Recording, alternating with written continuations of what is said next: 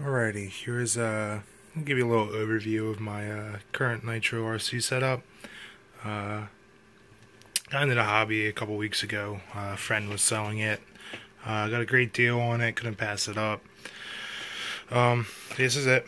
This is a HPI RS4 3 Evo chassis with a Nissan 350Z body on it.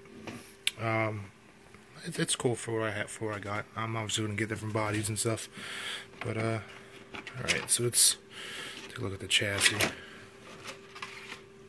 I had to cut out the back and cut out the windows and a hole in the front. I might do the whole windshield. When I was doing drifting, it seemed the car was getting a lack of air with the body.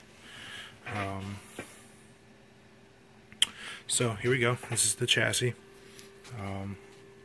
Everything was clean. I saw a video on how to make your own drift tires. It's just 2-inch ABS plastic tubing and get a whole like 6-foot tube of it for about, I don't know, $8-9. And all I did was cut them the size of the tires I had, and they fit fine. On the rear, I tightened the fitment with some electrical tape around there instead of having to use glue.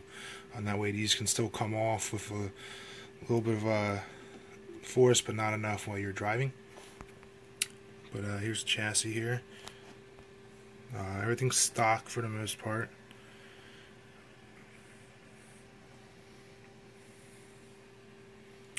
It runs great so far. I mean, it's really quick. I need to tune it and just basically get going on my own, so I know everything about it and start gathering spare parts and all that jazz. What else?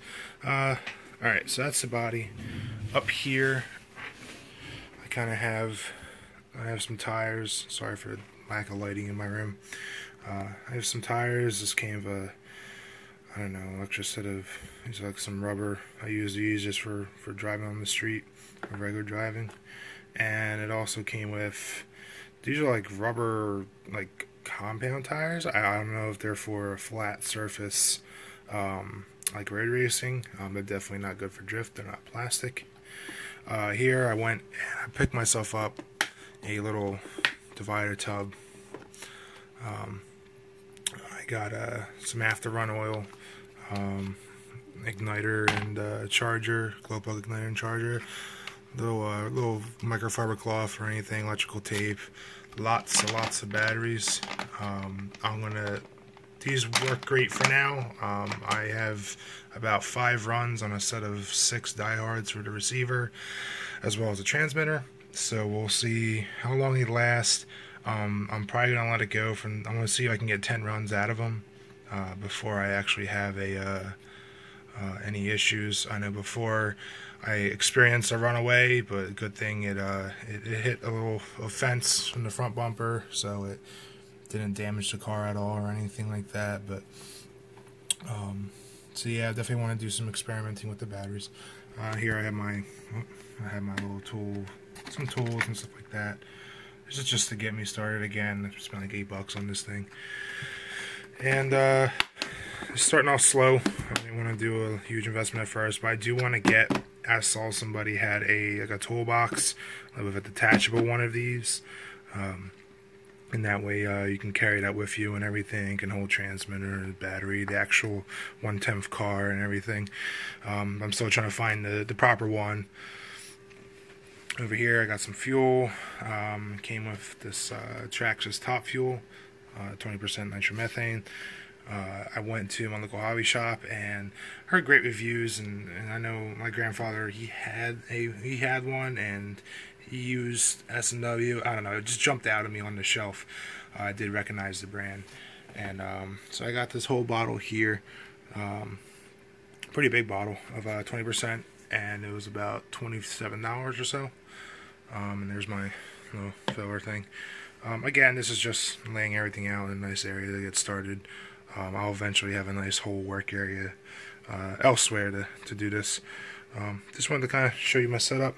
If you guys have any tips for someone new into there, that'd be great.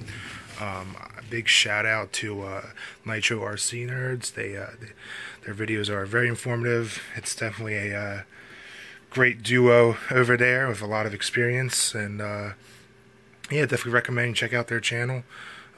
Again, this is I'll update you guys with how everything goes and my experience into the hobby, and I do recommend, if you get a chance, try and go out and do some research, find a friend that has one of these, and just play around with it. I mean, I got instantly hooked as soon as I laid my hands in the controls.